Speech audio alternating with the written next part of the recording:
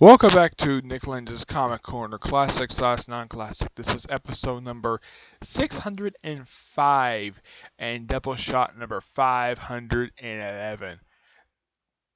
Yeah, this is a take two because I had to stop the last video because I had to go to my sister's house. Alright, so two DC books. First up, it is World's Finest. Batman and Superman. World's Finest, Silver Age, Volume 2, collecting issues 95 through 116. Well, their stories anyways. And the writing in here is done by...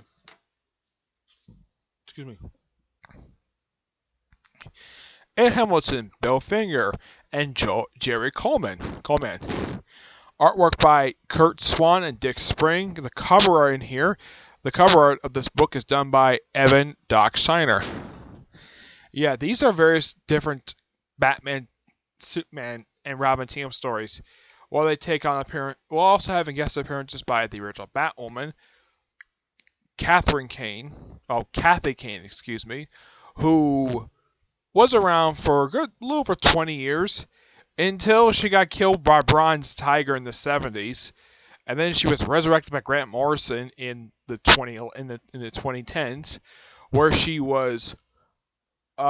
They had her exist, and they retconned her to being two things. First, Bruce Wayne's first love. Second, Bruce Wayne's legal aunt. I'm not kidding about that. That's basically what Grant Morrison did. Yeah, I think she was married to Philip Kane. Yes, one of Bruce's many uncles. Yeah, because Martha Kane I think she had 3 brothers. Yeah, 3 brothers. We also have appearances by Lex Luthor, who appears in a couple stories here. Batmite, Mixie Mistoplick, which has them team up in here.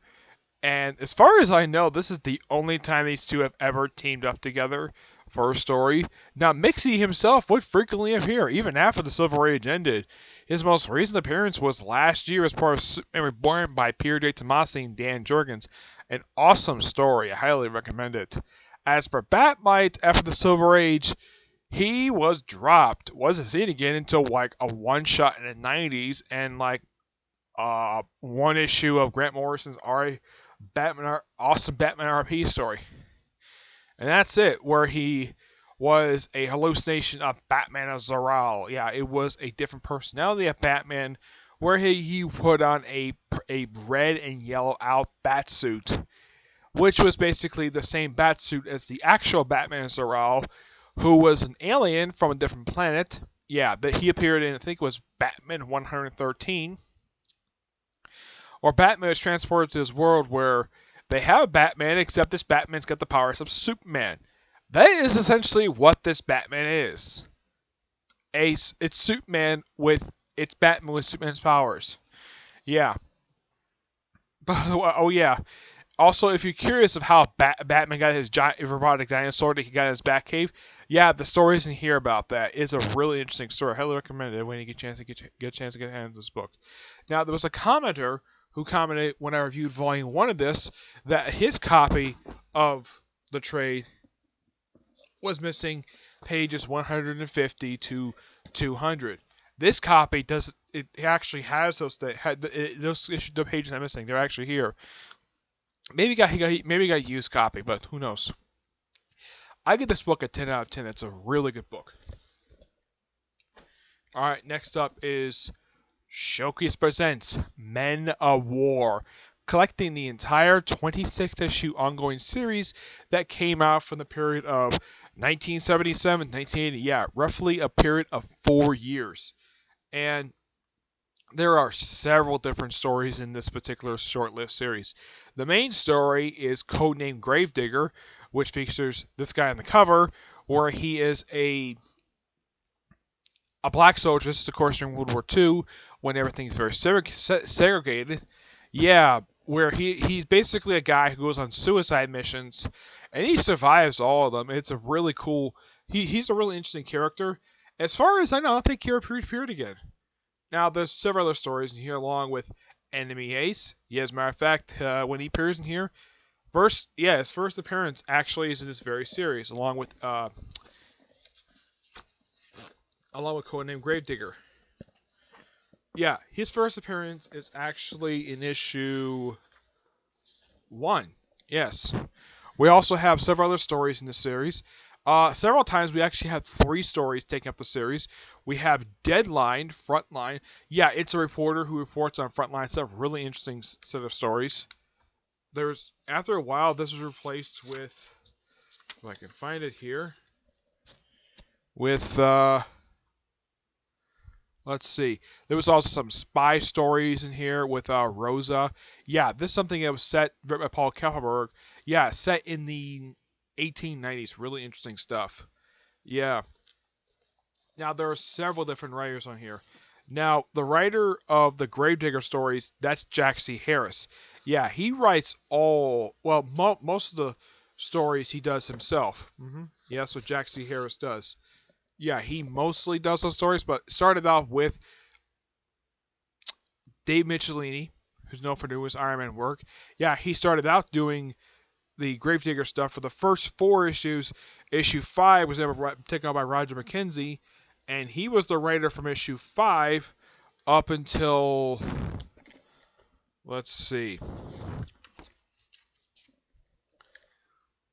He took over, he left issue 11, and issue 12 was done by Jack Harris. And he pretty much does for the rest of it. From what I can tell, the rest of the series. Yeah, Jack Harris does the rest of the series. With artwork by Dick Haney. Yeah, he did some artwork in here. The Enemy Ace stories, that's Robert Canidri. He actually created the character.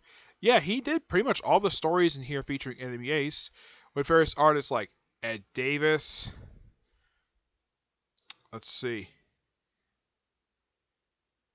Look at it. Yeah, Larry Hama, the guy who wrote G.I. Joe. Yep.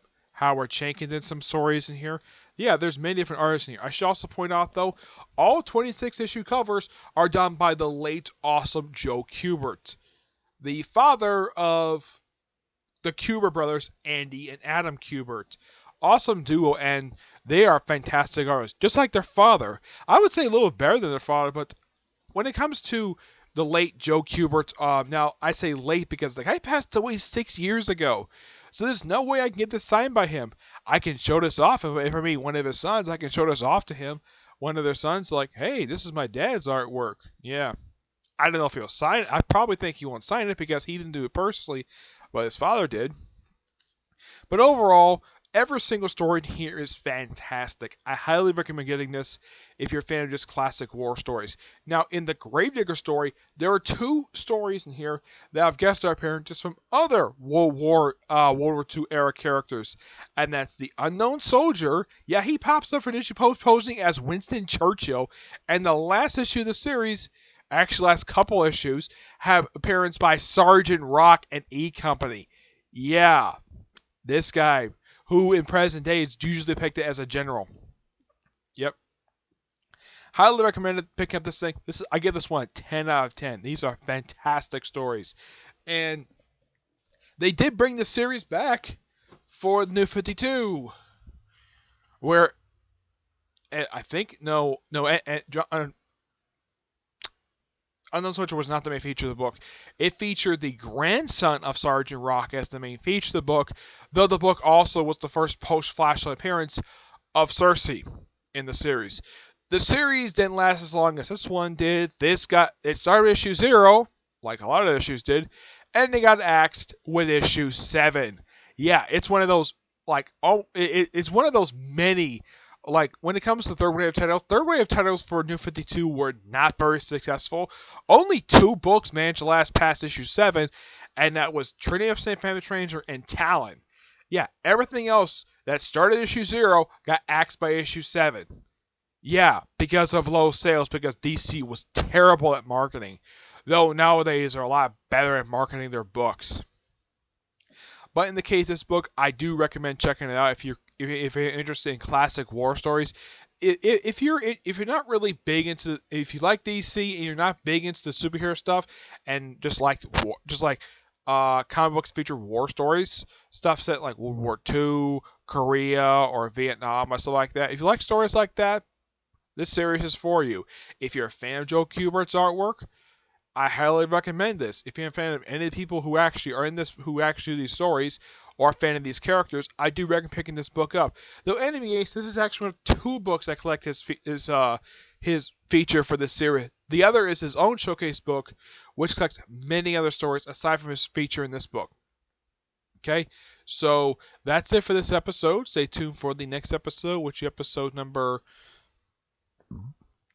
606 and 512, where it's going to be 2 more DC trades. One is a showcase book. The other is a book that for a series that actually ended 6 years ago. Yeah, it was 12 Issue Maxi series, but you'll find out what it is in the next episode. Okay? But until I see you there, bye.